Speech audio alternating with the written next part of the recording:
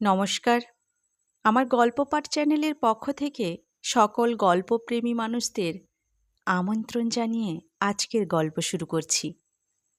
আজকের গল্প শরৎচন্দ্র চট্টোপাধ্যায়ের লেখা একাদশী বৈরাগী। কালীদহ গ্রামটা ব্রাহ্মণ প্রধান স্থান। ইহার গোপাল মুখুজ্জের ছেলে অপূর্ব ছেলেবেলা হইতেই ছেলেদের মোড়ল ছিল। এবার সে যখন বছর ৫-৬ কলিকাতার মেসে থাকিয়া অনার্স সমেত বিএ পাশ করিয়া বাড়ি ফিরিয়া আসিল, তখন গ্রামের মধ্যে তাহার প্রসার প্রতিপত্তির আর অবধি রহিল না। গ্রামের মধ্যে জীর্ণ শীর্ণ একটা হাই স্কুল ছিল। তাহার সমবয়সীরা ইতিমধ্যেই ইহাতেই পাঠ সাঙ্গ করিয়া সন্ধানিক ছাড়িয়া দিয়া 10 আনা 6 আনা চুল ছাঁটিয়া বসিয়াছিল।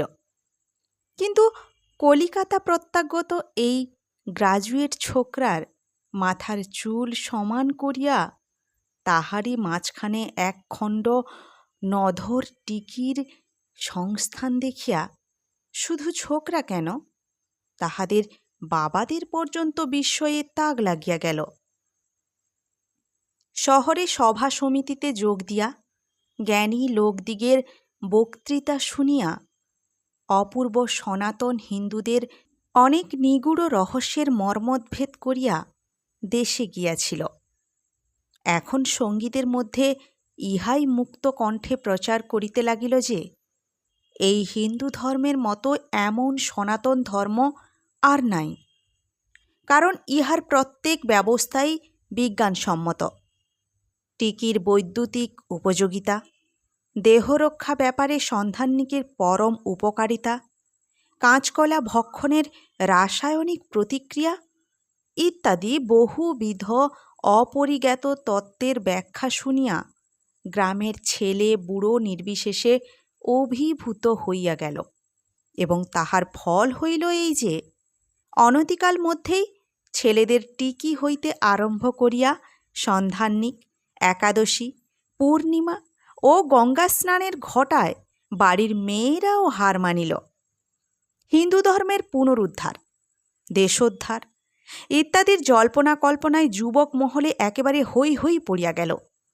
বুড়োরা বলিতে লাগিল, হ্যাঁ, গোপাল মুখুজ্জের বরাত বটে। মা কমলারও যেমন সুদৃষ্টি, সন্তান জন্মিয়াছেও তেমনি। না হইলে আজকালকার কালে এতগুলো ইংরাজি পাশ করিয়াও এই বয়সে এমনই ধর্মে মতিগতি কয়টা দেখা যায়। সুতরাং দেশের মধ্যে অপূর্ব একটা অপূর্ব বস্তু হইয়া উঠিল। তাহার হিন্দু ধর্ম প্রচারিণী, ধূমপান নিবারণী ও দুর্নীতি দলনী এই তিনটা সভার আস্ফালনে গ্রামে চাষাভূষার দল পর্যন্ত সন্ত্রস্ত হইয়া উঠিল। 5 কড়ি 73 তাড়ি খাইয়া তাহার স্ত্রীকে প্রহার করিয়াছিল শুনিতে পাইয়া অপূর্ব সদল বলে উপস্থিত হইয়া 5 কড়িকে এমনই শাসিত করিয়া দিল যে পরদিন 5 কড়ির স্ত্রী স্বামী লইয়া বাপের বাড়ি পলাইয়া গেল। ভগা কাউরা অনেক রাত্রিতে বিল হইতে মাছ ধরিয়া বাড়ি ফিরিবার পথে গাঁজার ঝোঁকে নাকি বিদ্যাসুন্দরের মালিনীর গান গাহিয়া যাইতেছিল। ব্রাহ্মণপাড়ার অবিনাশের কানে যাওয়ায় সে তার নাক দিয়া রক্ত বাহির করিয়া তবে ছাড়িয়া দিল। দুর্গা ডোমের 14-15 বছরের ছেলে বিড়ি খাইয়া মাঠে যাইতেছিল। অপূর্বর দলের ছোকরার চোখে পড়ায় সে তাহার পিঠের ওপর সেই জ্বলন্ত বিড়ি চাপিয়া ধরিয়া ফোসকা তুলিয়া দিল। এমনি করিয়া অপূর্ব হিন্দু ধর্ম প্রচারিণী ও দুর্নীতি দলনী সভা ভানুমতির আম গাছের মতো সদ্যই ফুলে ফলে কালীদহ গ্রামটাকে একেবারে আচ্ছন্ন করিয়া ফেলিল। এইবার গ্রামের মানসিক উন্নতির দিকে নজর দিতে গিয়া অপূর্বর চোখে পড়িল যে স্কুলের লাইব্রেরিতে শশীভূষণের 1.5খানা মানচিত্র ও বঙ্কিমের 2.5খানা উপন্যাস ব্যতীত আর কিছুই নাই। এই দীনতার জন্য সে হেডমাস্টারকে অশেষ রূপে লাঞ্ছিত করিয়া অবশেষে নিজেই লাইব্রেরি গঠন করিতে কোমর বাঁধিয়া লাগিয়া গেল। তাহার সভাপতিত্বে চাঁদার খাতা, আইন কানুনের তালিকা এবং পুস্তকের লিস্ট তৈরি হইতে বিলম্ব হইল না। এতদিন ছেলেদের ধর্মপ্রচারের উৎসাহ গ্রামের লোকেরা কোনো মতে সহিয়াছিল, কিন্তু 2-1 দিনের মধ্যেই তাদের চাঁদা আদায়ের উৎসাহ গ্রামের ইতর ভদ্র গৃহস্থের কাছে এমনই ভয়াবহ হইয়া উঠিল যে খাতা বগলে দেখিলেই তাহারা বাড়ির দরজা জানালা বন্ধ করিয়া ফেলিতে লাগিল। বেশ দেখা গেল, গ্রামে ধর্মপ্রচার ও দুর্নীতি দলনের রাস্তা যতখানি চওড়া পাওয়া গিয়াছিল, লাইব্রেরির জন্য অর্থ সংগ্রহের পথ তাহার 1/1 প্রশস্ত নয়। অপূর্ব কি করিবে ভাবিতেছে। এমন সময়ে হঠাৎ একটা ভারী সুরাহা চোখে পড়িল। স্কুলের অদূরে একটা পরিত্যক্ত পোড়ো ভিটার প্রতি একদিন অপূর্ব দৃষ্টি আকৃষ্ট হইল। শোনা গেল ইহা একাদশী বৈরাগীর। অনুসন্ধান করিতে জানা গেল লোকটা কি একটা গর্হিত সামাজিক অপরাধ করায় গ্রামের ব্রাহ্মণেরা তাহার ধোপা, নাপিত, মুদি প্রভৃতি বন্ধ করিয়া বছর 10 পূর্বে উদ্বাস্তু করিয়া নির্বাসিত করিয়াছেন। এখন সে ক্রোশ 2 উত্তরে বারুইপুর গ্রামে বাস করিতেছে। লোকটা নাকি টাকার কুমির, কিন্তু তাহার সাবেক নাম যে কি তাহা কেহই বলিতে পারে না। হাঁড়ি ফাটার ভয়ে বহুদিনের অব্যবহারে মানুষের স্মৃতি হইতে একেবারে লুপ্ত হইয়া গেছে। তদবধি এই একাদশী নামেই বৈরাগী মহাশয় সুপ্রসিদ্ধ। অপূর্ব তাল ঠুকিয়া কহিল, টাকার কুমির, সামাজিক কদাচার? তবে তো এই বেটাই লাইব্রেরির অর্ধেক ভার বহন করিতে বাধ্য। না হইলে সেখানে ধোপা, নাপিত, মুদিও বন্ধ। বারুইপুরের জমিদার তো দিদির মামা শ্বশুর। ছেলেরা মাতিয়া উঠিল এবং অবিলম্বে ডোনেশনের খাতায় বৈরাগীর নামের পিছনে একটা মস্ত অঙ্কপাদ হইয়া গেল। একাদশীর কাছে টাকা আদায় করা হইবে, না হইলে অপূর্ব তাহার দিদির মামা শ্বশুরকে বলিয়া বারুইপুরেও ধোপা, নাপিত বন্ধ করিবে। সংবাদ পাইয়া রসিক স্মৃতিরত্ন লাইব্রেরির মঙ্গলার্থ উপযাচক হইয়া পরামর্শ দিয়া গেলেন যে বেশ একটু মোটা টাকা না দিলে মহাপাপী বেটা কালীদহে বাস্তু কি করিয়া রক্ষা করে দেখিতে হইবে। কারণ বাস না করিলেও এই বাস্তু ভিটার উপর একাদশীর যে অত্যন্ত মমতা, স্মৃতিরত্নের তাহা অগোচর ছিল না। যেহেতু বছর 2 পূর্বে এই জমিটুকু খরিদ করিয়া নিজের বাগানের অঙ্গীভূত করিবার অভিপ্রায়ে সবিশেষ চেষ্টা করিয়াও তিনি সফল কাম হইতে পারেন নাই, তাহার প্রস্তাবে তখন একাদশী অত্যন্ত সাধু ব্যক্তির ন্যায় কানে আঙুল দিয়া বলিয়াছিল, এমন অনুমতি করবেন না ঠাকুরমশাই। ওই 1 ফোঁটা জমির বদলে ব্রাহ্মণের কাছে দাম নিতে আমি কিছুতেই পারব না। ব্রাহ্মণের সেবায় লাগবে, এ তো আমার 7 পুরুষের ভাগ্য। স্মৃতিরত্ন নিরতিশয় পুলকিত চিত্তে তাহার দেব দ্বিজে ভক্তি শ্রদ্ধার 1,00,000 কোটি সুখ্যাতি করিয়া আশীর্বাদ করার পরে একাদশী করজোড়ে সবিনয়ে নিবেদন করিয়াছিল, কিন্তু এমনই পোড়া অদৃষ্ট ঠাকুরমশাই যে 7 পুরুষের ভিটে আমার কিছুতেই হাতছাড়া করবার জো নাই। বাবা মরণকালে মাথার দিব্যি দিয়ে বলে গিয়েছেন, খেতেও যদি না পাস বাবা, বাস্তু ভিটে কখনো ছাড়িস নে, ইত্যাদি। সে আক্রোশ স্মৃতিরত্ন বিস্মৃত হন নাই। দিন 5 পরে একদিন সকালবেলা এই ছেলের দলটি 2 ক্রোশ পথ হাঁটিয়া একাদশীর সদরে আসিয়া উপস্থিত হইল। বাড়িটি মাটির, কিন্তু পরিষ্কার পরিচ্ছন্ন। দেখিলে মনে হয় লক্ষ্মী স্ত্রী আছে। অপূর্ব কিংবা তাহার দলের আর কেহ একাদশীকে পূর্বে কখনো দেখে নাই। সুতরাং চণ্ডী মণ্ডপে পা দিয়াই তাহাদের মন বিতৃষ্ণায় ভরিয়া গেল। এ লোক টাকার কুমিরই হোক আর হাঙ্গরই হোক, লাইব্রেরির সম্বন্ধে যে পুঁটি মাসটির উপকারে আসিবে না তাহা নিঃসন্দেহ। একাদশীর পেশা তেজারতি, বয়স 60-এর ওপর গিয়াছে। সমস্ত দেহ যেমন শীর্ণ তেমনি শুষ্ক, কণ্ঠ ভরা তুলসীর মালা, দাঁড়ি গোঁপ কামানো। মুখখানার প্রতি চাহিলে মনে হয় না যে কোথাও ইহার লেশমাত্র রসকস আছে। ইক্ষু যেমন নিজের রস কলের পেছনে বাহির করিয়া দিয়া অবশেষে নিজেই ইন্ধন হইয়া তাহাকে জ্বালাইয়া শুষ্ক করে, এ ব্যক্তি যেন তেমনি মানুষকে পুড়াইয়া শুষ্ক করিবার জন্যই নিজের সমস্ত মনুষ্যত্বকে নিংড়াইয়া বিসর্জন দিয়া মহাজন হইয়া বসিয়াছে। তাহার শুধু চেহারা দেখিয়াই অপূর্ব মনে মনে দমিয়া গেল। চণ্ডী মণ্ডপের উপর ঢালা বিছানা, মাঝখানে একাদশী বিরাজ করিতেছে। তাহার সম্মুখে একটা কাঠের হাত বাক্স এবং একপাশে থাক দেওয়া হিসাবের খাতাপত্র।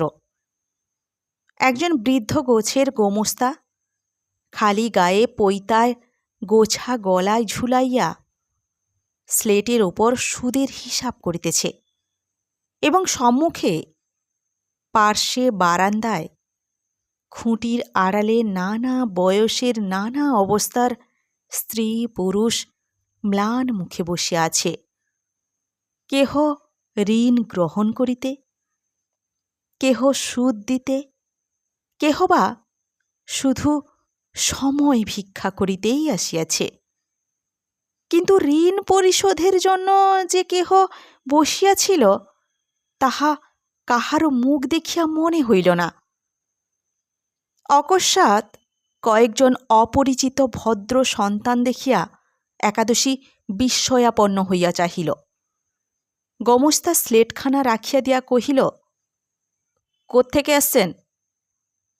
অপূর্ব কহিল, কালীদহ থেকে। মশাই, আপনারা? আমরা সবাই ব্রাহ্মণ। ব্রাহ্মণ শুনিয়া একাদশী সসম্ভ্রমে উঠিয়া দাঁড়াইয়া ঘাড় ঝুঁকাইয়া প্রণাম করিল। কহিল, বসতে আজ্ঞা হোক। সকলে উপবেশন করিলে একাদশী নিজেও বসিল।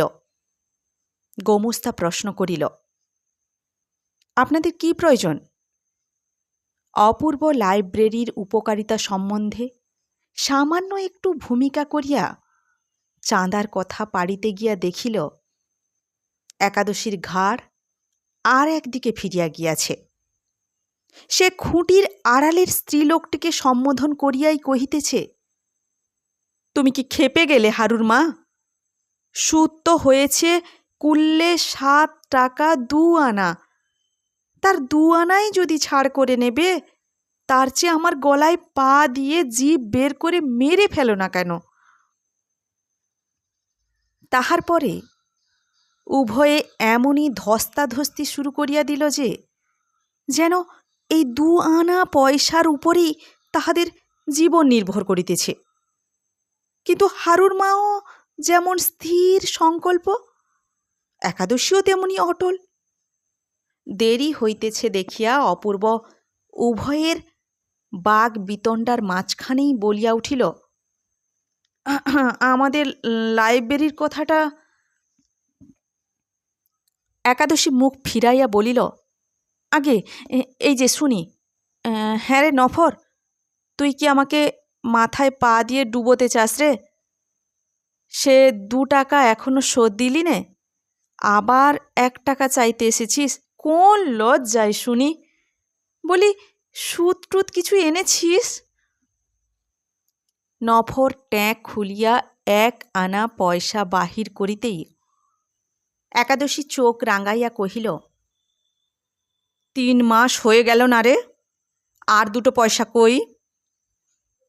নফর হাত জোর করিয়া বলিল, আর নেই কর্তা, ধারার পর কত হাতে পায়ে পড়ে পয়সা 4টি ধার করে আনছি, বাকি 2 পয়সা আসতে হাটবারেই দিয়ে যাব। একাদশী গলা বাড়াইয়া দেখিয়া কহিল, দেখি তোর ওদিকের ট্যাঁকটা। নফর বাঁদিকের ট্যাঁকটা দেখাইয়া অভিমান ভরে কহিল, 2 পয়সার জন্য মিছে কথা কইছি কর্তা, যে শালা পয়সা এনেও তোমাদের ঠকায় তার মুখে পোকা পড়ুক, এই বলে দিলুম। একাদশী তীক্ষ্ণ দৃষ্টিতে চাহিয়া কহিল, তুই 4টে পয়সা ধার করে আনতে পারলি আর 2 এমনি ধার করতে পারলি নে? নফর রাগিয়া কহিল, মাইরি দিল আশা করলুম না কর্তা, মুখে পোকা পড়ুক। অপূর্বর গা জ্বলিয়া যাইতেছিল। সে আর সহ্য করিতে না পারিয়া বলিয়া উঠিল, হাত ছালোক মশাই তুমি। একাদশী একবার চাহিয়া দেখিল মাত্র, কোনো কথা কহিল না। পরাণ বাগদি সম্মুখের উঠান দিয়া যাইতেছিল। একাদশী হাত নাড়িয়া ডাকিয়া কহিল, পরাণ, নফরার কাছাটা একবার খুলে দেখো তো রে, পয়সা 2 বাঁধা আছে নাকি? পরাণ উঠিয়া আসিতেই নফর রাগ করিয়া তাহার কাছার খুঁটে বাঁধা পয়সা 2 খুলিয়া একাদশীর সম্মুখে ছুঁড়িয়া ফেলিয়া দিল। একাদশী এই বেয়াদবিতে কিছুমাত্র রাগ করিল না। গম্ভীর মুখে পয়সা 6টা বাক্সে তুলিয়া রাখিয়া গোমস্তাকে কহিল, ঘোষাল মশাই, নফরার নামে সুদ আদায় জমা করে নেন। আরে 1টা টাকা কি আবার করবি রে? নফর কহিল, আবশ্যক না হলেই কি এছি মশাই? একাদশী কহিল, 8 আনা নিয়ে জানা, গোটা টাকা নিয়ে গেলেই তো 9-6 করে ফেলবি রে। তারপরে অনেক কষা মাজা করিয়া নফর মোড়ল 12 আনা পয়সা কর্জ লইয়া প্রস্থান করিল। বেলা বাড়িয়া উঠিতেছিল। অপূর্বর সঙ্গী অনাথ চাঁদার খাতাটা একাদশীর সম্মুখে নিক্ষেপ করিয়া কহিল, যা দেবেন দিয়ে দিন মশাই, আমরা আর দেরি করতে পারি না। একাদশী খাতাটা তুলিয়া লইয়া প্রায় 15 মিনিট ধরিয়া আগা গোড়া তন্ন তন্ন করিয়া নিরীক্ষণ করিয়া শেষে একটা নিঃশ্বাস ফেলিয়া খাতাটা ফিরাইয়া দিয়া বলিল, আমি বুড়ো মানুষ, আমার কাছে আবার চাঁদা কেন? অপূর্ব কোনো মতে রাগ সামলাইয়া কহিল, বুড়ো মানুষ টাকা দেবে না তো কি ছোট ছেলেতে টাকা দেবে? তারা কোথায় পাবে শুনি? বুড়ো সে কথার উত্তর না দিয়া কহিল, স্কুল তো হয়েছে 20-25 বছর, কই একদিন তো কেউ লাইব্রেরির কথা তোলেনি বাপু। তা যাক, এ তো আর মন্দ কাজ নয়, আমাদের ছেলেপুলে বই পড়ুক আর না পড়ুক, আমার গাঁয়ের ছেলেরাই পড়বে তো। কি বলো ঘোষাল মশাই? ঘোষাল ঘাড় নাড়িয়া কি যে বলিল বোঝা গেল না। একাদশী কহিল, তা বেশ, চাঁদা দেব আমি, একদিন এসে নিয়ে যাবেন 4 আনা পয়সা। কি বলো ঘোষাল? এর কমে আর ভালো দেখায় না। অদূর থেকে ছেলেরা এসে ধরেছে, যা হোক একটু নামডাক আছে বলেই তো। আরও তো লোক আছে, তাদের কাছে তো চাইতে যায় না। কি বলো হে? ক্রোধে অপূর্বর মুখ দিয়া কথা বাহির হইল না। অনাথ কহিল, এই 4 আনার জন্যে আমরা এত দূরে এসেছি, তাও আবার আর একদিন এসে নিয়ে যেতে হবে? একাদশী মুখে একটা শব্দ করিয়া মাথা নাড়িয়া নাড়িয়া বলিতে লাগিল, দেখলেন তো অবস্থা, 6টা পয়সা হক্কের সুদ আদায় করতে বেটাদের কাছে কি ছেঁচড়াপোনাই না করতে হয়। তা এ পাটটা বিক্রি হয়ে না গেলে আর চাঁদা দেবার সুবিধে। অপূর্ব রাগে ঠোঁট কাঁপিতে লাগিল, বলিল, সুবিধে হবে এখানেও ধোপা নাপিত বন্ধ হলে। বেটা পিশাচ সর্বাঙ্গে ছিটে ফোঁটা কেটে যা ধারিয়ে বোষ্টম হয়েছেন। আচ্ছা। বিপিন উঠিয়া দাঁড়াইয়া একটি আঙুল তুলিয়া শাসাইয়া কহিল, বারুইপুরের রাখালদাসবাবু আমাদের কুটুম্ব, মনে থাকে যেন বৈরাগী। বৈরাগী এই অভাবনীয় কাণ্ডে হতবুদ্ধি হইয়া চাহিয়া রহিল। বিদেশি ছেলেদের অকস্মাৎ এত ক্রোধের হেতু সে কিছুতেই বুঝিতে পারিল না। অপূর্ব বলিল, গরিবের রক্ত শুষে সুদ খাওয়া তোমার বার করব, তবে ছাড়ব। নফর তখনও বসিয়াছিল। তাহার কাছায় বাঁধা পয়সা দুটো আদায় করার রাগে মনে মনে ফুলিতেছিল। সে কহিল, যা কইলেন কর্তা তা ঠিক, বৈরাগী তো নয়, পিচেস। চোখে দেখলেন তো কি করে মোর পয়সা দুটো আদায় করে নিলে। বুড়োর লাঞ্ছনায় উপস্থিত সকলেই মনে মনে নির্মল আনন্দ উপভোগ করিতে লাগিল। তাহাদের মুখের ভাব লক্ষ্য করিয়া বিপিন উৎসাহিত হইয়া চোখ টিপিয়া বলিয়া উঠিল, তোমরা তো ভেতরের কথা জানো না, কিন্তু আমাদের গাঁয়ের লোক আমরা সব জানি। কি গো বুড়ো, আমাদের গাঁয়ে কেন তোমার ধোঁপা নাপিতে বন্ধ হয়েছিল বলবো? খবরটা পুরাতন, সবাই জানিত। একাদশী সৎগোপের ছেলে, জাত বৈষ্ণব নহে। তাহার একমাত্র বৈমাত্রেয় ভগিনী প্রলোভনে পড়িয়া কুলের বাহির হইয়া গেলে একাদশী অনেক দুঃখে অনেক অনুসন্ধানে তাহাকে ঘরে ফিরাইয়া আনে। কিন্তু এই কদাচারে গ্রামের লোক বিস্মিত ও অতিশয় ক্রুদ্ধ হইয়া উঠে। তথাপি একাদশী মা বাপ মরা এই বৈমাত্র ছোট বোনটিকে কিছুতেই পরিত্যাগ করিতে পারে নাই। সংসারে তাহার আর কেহ ছিল না। ইহাকেই সে শিশুকাল হইতে কোলে পিঠে করিয়া মানুষ করিয়াছিল, তাহার ঘটা করিয়া বিবাহ দিয়াছিল।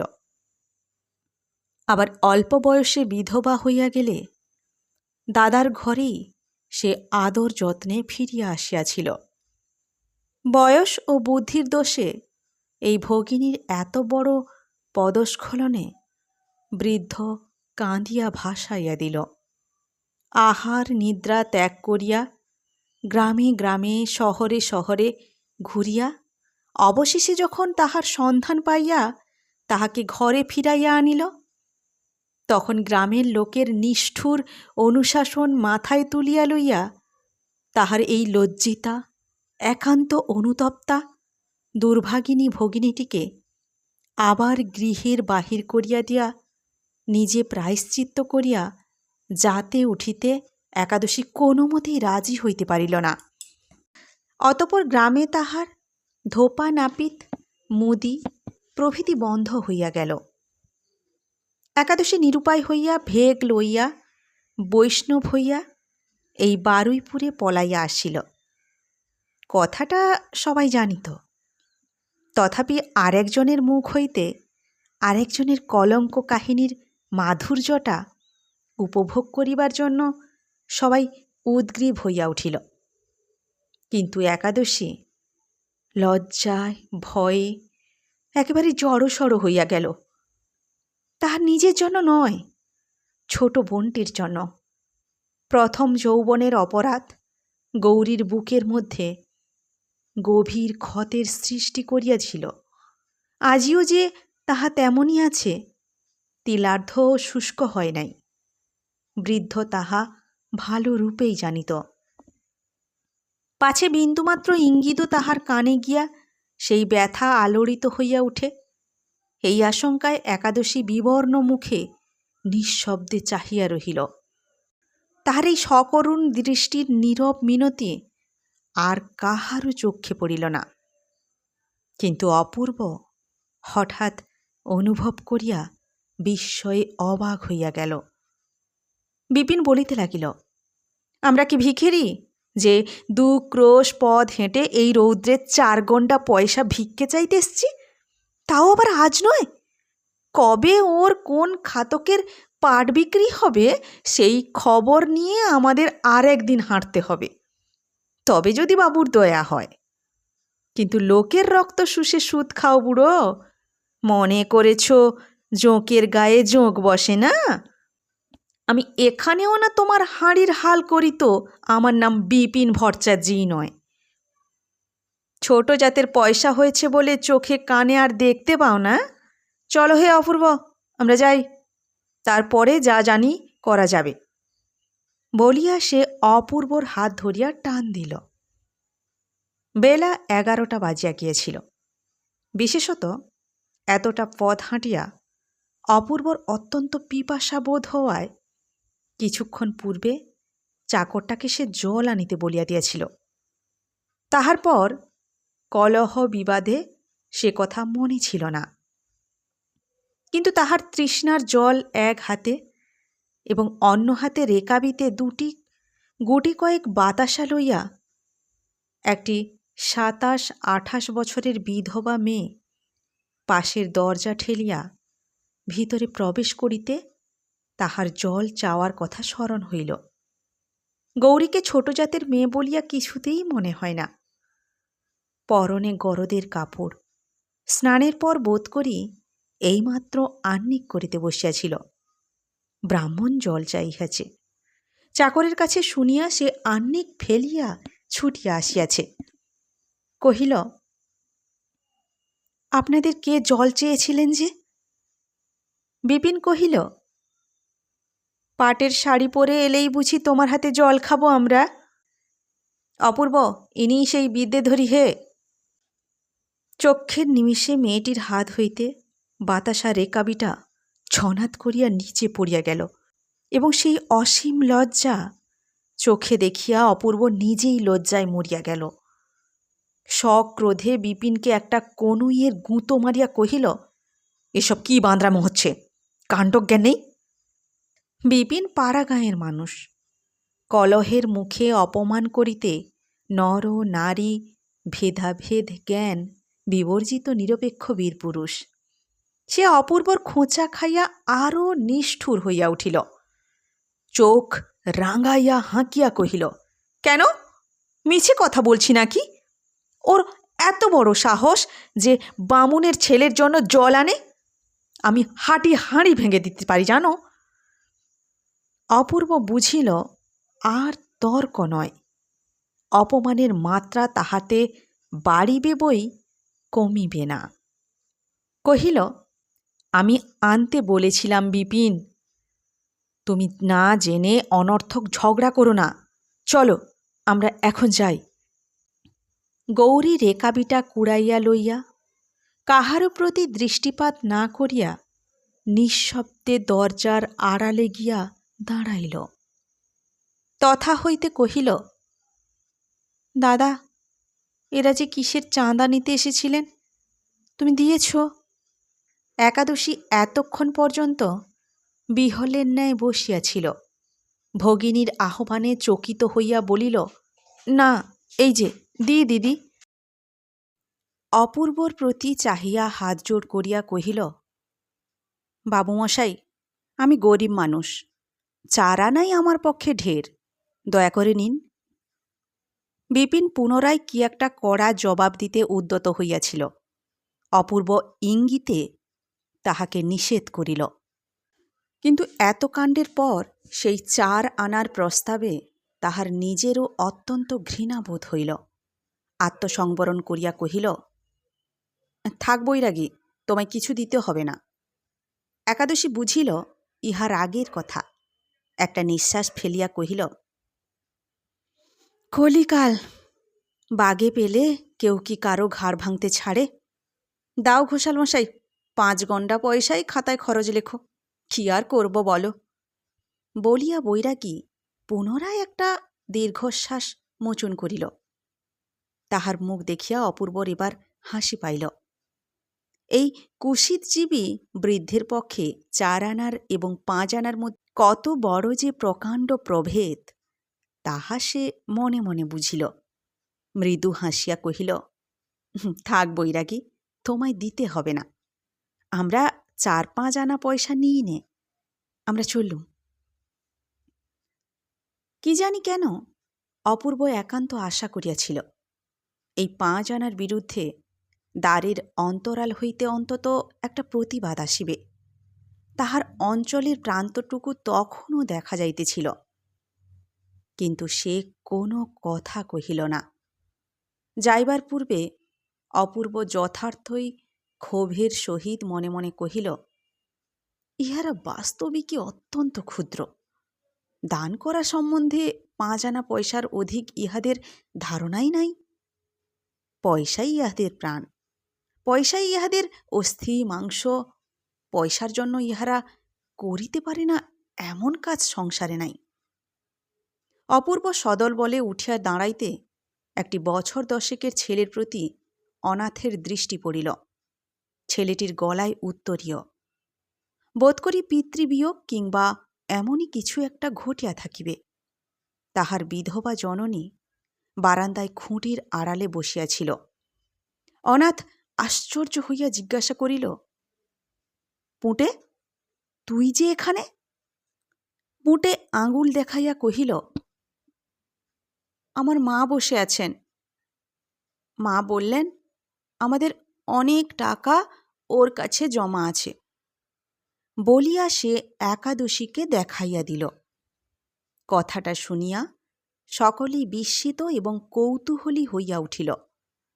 ইহার শেষ পর্যন্ত কি দাঁড়ায় দেখিবার জন্য অপূর্ব নিজের আকণ্ঠ পিপাসা সত্ত্বেও বিপিনের হাত ধরিয়া বসিয়া পড়িল। একাদশী প্রশ্ন করিল, তোমার নামটি কি বাবা? বাড়ি কোথায়? ছেলেটি কহিল, আমার নাম শশধর, বাড়ি ওদের গায়ে, কালীদহে। তোমার বাবার নামটি কি? ছেলেটির হইয়া অনাথ জবাব দিল, কহিল, এর বাপ অনেকদিন মারা গেছে। পিতামহ রামলোচন চাটুর্যে ছেলের মৃত্যুর পর সংসার ছেড়ে বেরিয়ে গিয়েছিলেন। 7 বৎসর পরে মাসখানেক হলো ফিরে এসেছিলেন। পরশু এদের ঘরে আগুন লাগে। আগুন নিবোতে গিয়ে বৃদ্ধ মারা পড়েছেন। আর কেউ নেই, এই নাতিটি শ্রাদ্ধাধিকারী। কাহিনী শুনিয়া সকলে দুঃখ প্রকাশ করিল। শুধু একাদশী চুপ করিয়া রহিল। একটু পরেই প্রশ্ন করিল, টাকার হাতছিটা আছে? যাও, তোমার মাকে জিজ্ঞাসা করে এসো। ছেলেটি জিজ্ঞাসা করিয়া আসিয়া কহিল, কাগজপত্র কিচ্ছু নেই, সব পুড়ে গেছে। একাদশী প্রশ্ন করিল, কত টাকা? এবার বিধবা অগ্রসর হইয়া মাথার কাপড়টা সরাইয়া জবাব দিল, ঠাকুর মরবার আগে বলে গেছেন 500 টাকা তিনি জমা রেখে তীর্থযাত্রা করেন। বাবা, আমরা বড় গরিব, সব টাকা না দাও, কিছু আমাদের ভিক্ষে দাও। বলিয়া বিধবা টিপিয়া টিপিয়া কাঁদিতে লাগিল। ঘোষাল মশাই এতক্ষণ খাতা লেখা ছাড়িয়া একাগ্র চিত্তে শুনিতেছিলেন। তিনিই অগ্রসর হইয়া প্রশ্ন করিলেন, বলি, কেউ সাক্ষী টাক্ষী আছে? বিধবা ঘাড় নাড়িয়া বলিল, না, আমরাও জানতুম না। ঠাকুর গোপনে টাকা জমা রেখে বেরিয়ে গিয়েছিলেন। ঘোষাল মৃদু হাস্য করিয়া বলিলেন, শুধু কাঁদলেই তো হয় না বাপু, এসব মবলক টাকা কড়ির কাণ্ড যে। সাক্ষী নেই, হাতচিটা নেই, তাহলে কি রকম হবে বলো দেখি।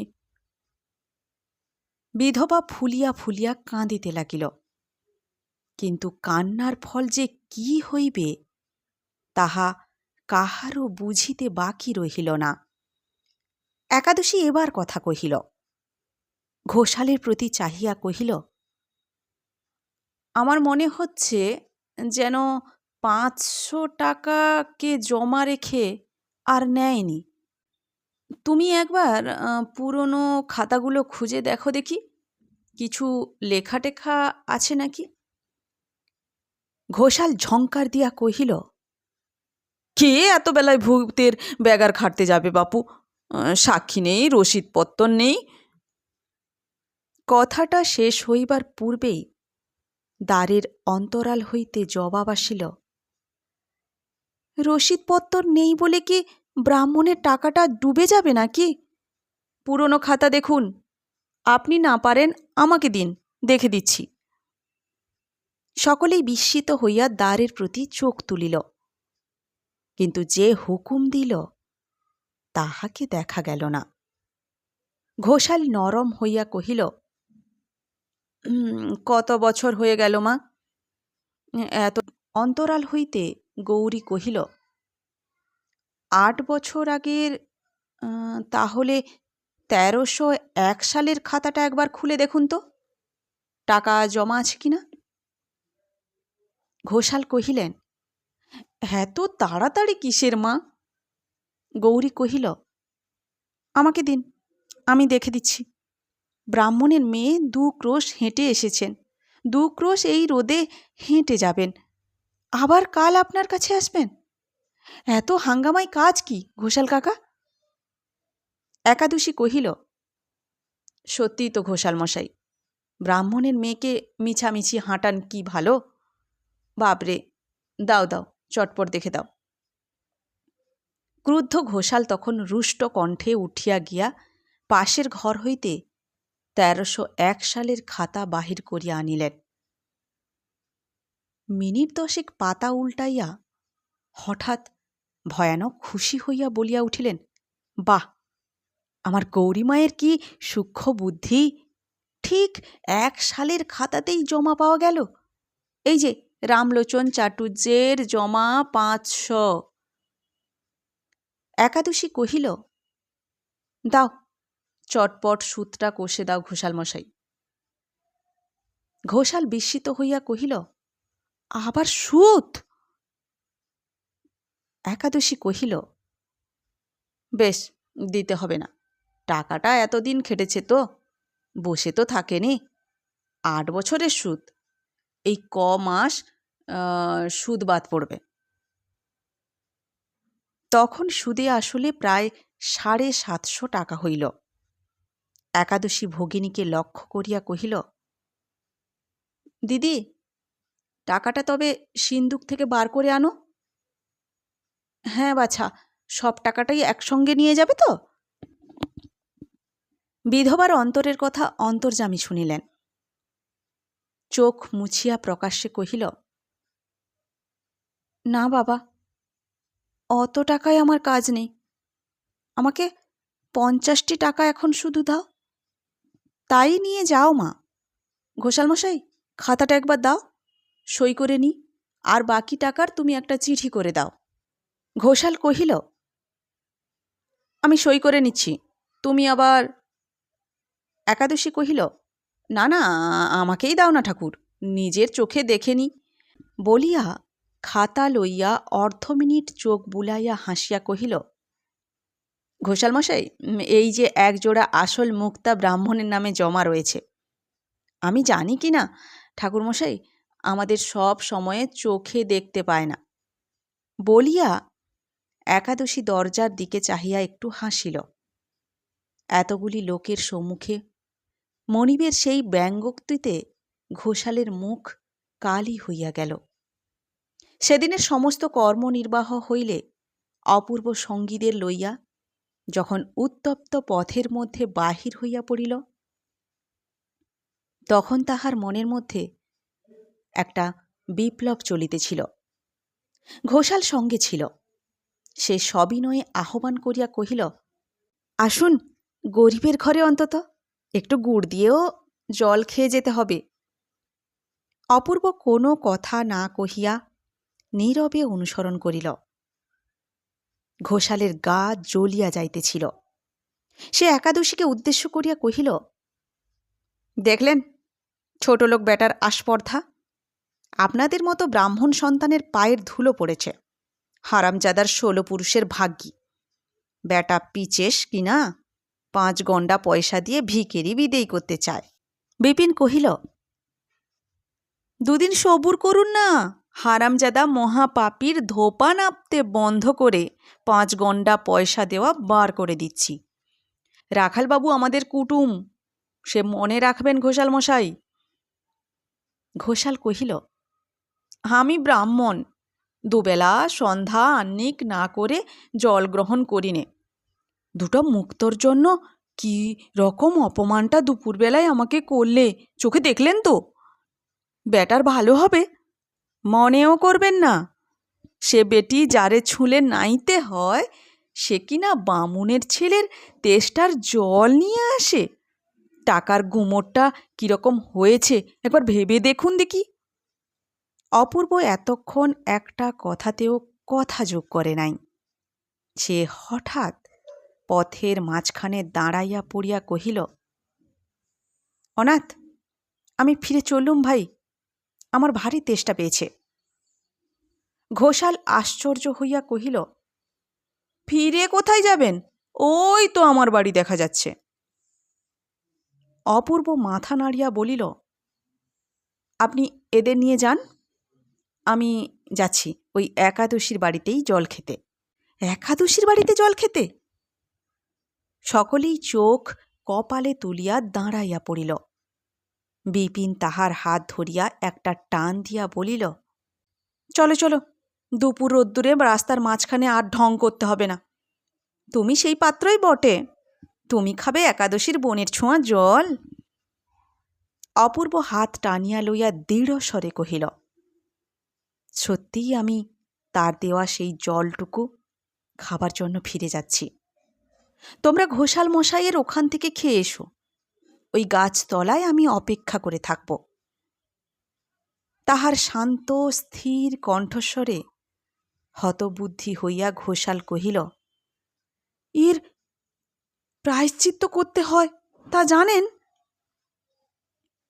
অনাথ কহিল, খেপে গেলে নাকি? অপূর্ব কহিল, তা জানি নে, কিন্তু প্রায়শ্চিত্ত করতে হয় সে তখন ধীরে সুস্থে করা যাবে, কিন্তু এখন তো পারলাম না। বলিয়া সে এই খর রৌদ্রের মধ্যে দ্রুত পদে একাদশীর বাড়ির উদ্দেশ্যে প্রস্থান করিল। নমস্কার।